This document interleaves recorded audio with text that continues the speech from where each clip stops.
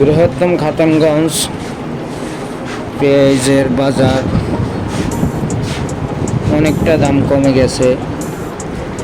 এখন ঢাকা ইন্ডিয়া থেকে প্রচুর পরিমাণ পেঁয়াজ রপ্তানি হয়েছে।